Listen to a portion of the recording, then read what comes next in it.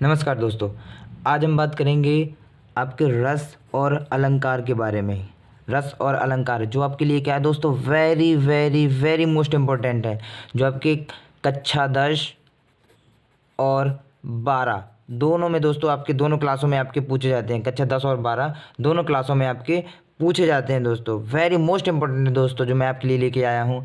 तो दोस्तों सबसे पहले देखते हैं रस, देखते हैं। सबसे पहले कौन सा रस है दोस्तों, हास्य रस। बोल रहा है, कह रहा है हास्य रस की परिभाषा उदाहरण सहित लिखो। कह रहा है हास्य रस की परिभाषा उदाहरण सहित लिखो दोस्तों। हास्य रस क्या है, क्या होता है हास्य रस, व्हाट इज दिस हास्य रस। कह रहा है हास्य रस, कह रहा है किसी पदार्थ या व्यक्ति, किसी पदार्थ या व्यक्ति की असाधारण आकृति, मतलब कोई भी आकृति निश्चित नहीं, कह रहा असाधारण आकृति, वेशभूषा, चेष्टा आदि को देखकर, कह रहा वेशभूषा या चेष्टा आदि को देखकर हृदय में जो विनोद का भाव जागृत हो, विनोद का भाव जागृत हो, उसे क्या बोलते हैं, हास्य रस बोलते हैं दोस्तों। क्या बोला जाता है, हास्य रस। किसी पदार्थ या व्यक्ति की असाधारण आकृति, वेशभूषा, चेष्टा आदि को देखकर हृदय में जो विनोद का भाव जागृत हो, उसे हास्य रस कहा जाता है दोस्तों। हास्य रस, हास्य रस का जो स्थायी भाव होता है दोस्तों, हास्य होता है। क्या होता है, हास्य ही होता है हास्य रस का स्थायी भाव दोस्तों। इसका उदाहरण देखो क्या दिया है, उदाहरण है, कह रहा है नाना वाहन नाना वेशा, नाना वाहन नाना वेशा, विहंसे शिव समाज निज देखा। को मुखहीन विपुल मुख काहू, कह रहा को मुखहीन विपुल मुख काहू, बिन पद कर कोहू पद बाहू दोस्तों। क्या है, हास्य रस का। ये क्या, वेरी मोस्ट इंपॉर्टेंट दोस्तों, सभी पेपरों में आपके ये पूछे जाते हैं दोस्तों। इसके बाद नेक्स्ट देखते हैं, नेक्स्ट क्या है। नेक्स्ट बोल रहा है दोस्तों आपका, कह रहा करुण रस की, कह रहा करुण रस की परिभाषा क्या उदाहरण सहित लिखो दोस्तों। या फिर आपको पेपर्स में आपको एग्जाम्पल दे देता है, एग्जाम्पल के आधार पर क्या देता है कि बताना है कौन सा हमारा ये रस है दोस्तों। एग्जाम्पल के आधार पर, उदाहरण के आधार पर रस हमें बताना पड़ता है। इसके बाद करुण रस कह रहा है जब प्रिय व्यक्ति या मनचाही वस्तु के, प्रिय व्यक्ति या मनचाही वस्तु के नष्ट होने से जो हृदय में शोक का भाव जागृत हो। शोक, शोक मतलब क्या होता है दोस्तों, दुख वगैरह। कह रहा है शोक का भाव जागृत हो, उसे क्या बोलते हैं, करुण रस कहते हैं। जब प्रिय वस्तु या व्यक्ति मनचाही वस्तु के नष्ट हो जाने से जो हृदय में शोक का भाव जागृत हो, उसे करुण रस कहते हैं। करुण रस के एग्जाम्पल क्या होता है, करुण, वैसे भी इसके स्थायी भाव शोक है। करुण का मतलब क्या हो, शोक और दुख। करुण का उदाहरण क्या है, मेरे हृदय के हर्ष हाँ, मेरे हृदय के हर्ष हाँ, अभिमन्यु अब तू है कहाँ। किसके लिए बोल रहा है, अभिमन्यु के लिए बोल रहा है दोस्तों। इसी में क्या है, उदाहरण में शोक का भाव जागृत हो रहा है, दुख, क्या दोस्तों, दुख का भाव जागृत हो रहा है। इसके बाद दोस्तों देखते हैं, आपके हाई स्कूल में दो ही रस हैं, दोनों में से एक आ जाएगा, अथवा में आएंगे दोनों, हास्य रस या बोलेगा अथवा करुण रस। हास्य रस या क्या देगा, करुण रस। डेफिनेशन या एग्जाम्पल दोनों बताने के लिए कहेगा कि डेफिनेशन बताओ प्लस एग्जाम्पल बताओ, या फिर एग्जाम्पल दे देगा दोस्तों, तो उस बताना पड़ेगा कौन सा रस है। नेक्स्ट कह रहा है उपमा अलंकार। उपमा अलंकार क्या है, कह रहे जहाँ पर उपमेय की उपमान से किसी समान धर्म के आधार पर तुलना की जाए, वहाँ क्या होता है, उपमा अलंकार होता है। कह रहे जहाँ पर उपमेय की उपमान से किसी समान धर्म के आधार पर क्या की जाए, तुलना की जाए दोस्तों, वो क्या है, उपमा अलंकार होता है।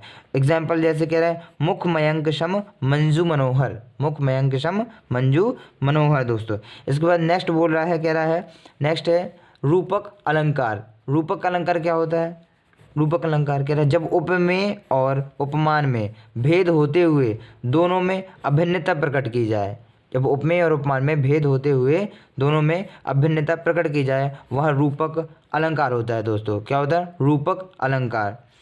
रूपक उदाहरण क्या होता है रूपक का, चरण कमल बंधो हरि राई। यहाँ किसकी, श्री कृष्ण, हरि राई मतलब हरि जी की क्या है, उनकी कमल रूपी चरणों की वंदना करते हुए बताया गया है रूपक अलंकार में। कह रहा है इसका नेक्स्ट कह रहा है उत्प्रेक्षा अलंकार दोस्तों। क्या है, उत्प्रेक्षा अलंकार कह रहा है, उत्प्रेक्षा जब उपमेय में उपमान की, जब उपमेय में उपमान की भिन्नता जानते हुए उपमान की संभावना व्यक्त की जाती है। उपमेय में उपमान की भिन्नता मतलब उसकी अलग अलग, कह रहा पहचान करते हुए उनकी क्या संभावना व्यक्त की जाए, वहाँ उत्प्रेक्षा अलंकार होता है दोस्तों। इसके एग्जाम्पल क्या होता है, शोहत ओढ़े पीत पट, शोहत ओढ़े पीत पट कह रहा है श्याम सलोने गात, मनहु नीलमणि शैल पर आतपहु परियो प्रभात कह रहा है। सुह तोड़े पीतपट श्याम सलोने गात, मनहु नीलमणि शैल पर आतपहु परियो प्रभात। ये दोस्तों किसका उत्प्रेक्षा अलंकार का उदाहरण हो जाएगा। आपके दोस्तों उसमें 3 ही अलंकार थे। इसके बाद आ जाता है सोरठा। सोरठा छंद आ जाता है दोस्तों। क्या कह रहा है सोरठा छंद?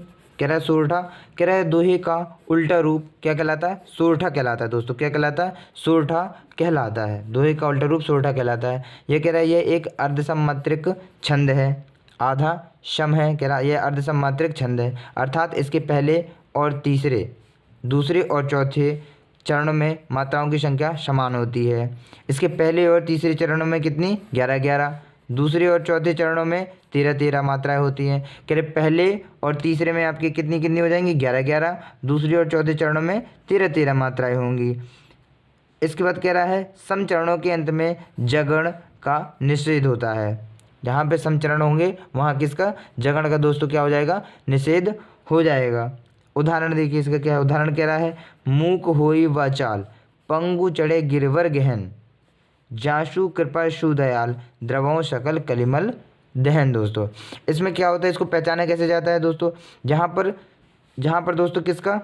छोटा ऊ और छोटी ई, जहाँ पर छोटा ऊ की मात्रा आ जाए, पहले तो जहाँ एक अक्षर होता है वहाँ एक डंडा दोस्तों आ जाता है। जहाँ 2 अक्षर होते हैं वहाँ पे क्या? इसका निशान एस जैसा जो होता है ये जगड़ का, इसका निशान दोस्तों हो जाता है। इससे इनको पहचाना जाता है। जहाँ पर छोटा ऊ और ई की मात्रा आ जाती है दोस्तों, वहाँ पर क्या हो जाएगा? छोटा ऊ और ई की मात्रा हो जाएगी, वहाँ पर भी हमारा एक डंडा आ जाएगा। इसके बाद रोला छंद देखते हैं दोस्तों। रोला क्या कह रहा है? रोला छंद कह रहा है रोला एक सम्मात्रिक छंद है। वो क्या था? अर्ध सम्मात्रिक। रोला क्या हो जाएगा? एक सम्मात्रिक छंद हो जाएगा। कह रहा है अर्थात इसके प्रत्येक चरण में मात्राओं की संख्या समान रहती है। इसके प्रत्येक चरण में क्या? मात्राओं की संख्या समान होती है। प्रत्येक चरण में 24 मात्राएं होती हैं तथा 11 और 13 मात्राओं पर यति होती है। इसके 4 जितने भी चरण होते हैं, 4 चरण होते हैं। कह रहे प्रत्येक चरणों में 24 मात्राएं होती हैं, 11 और 13 मात्राओं पर यति होती है दोस्तों। इसके एग्जाम्पल दोस्तों ये दिया है। कह रहा है को पापहि पंचत्व, को पापहि पंचत्व, प्राप्त सुनी जगमन धावत, बनी बनी बावन वीर बढ़त चौचंद मचापत, पै तकी ताकी लोथ त्रिपथगा के तट लावत, 9 2 11 होत 3 5 बिसरावत। दोस्तों क्या है ये आपके लिए क्या? वेरी मोस्ट इंपॉर्टेंट है दोस्तों। ये समझ लो कि 100% दोस्तों आपके यही आने हैं। हाई स्कूल और इंटर में दोस्तों आपको 100% यही आपको मिलेगा रखा दोस्तों। तो आपके लिए क्या है दोस्तों? वेरी मोस्ट इंपॉर्टेंट है। आप एक बार ज़रूर इसको पढ़ लें दोस्तों।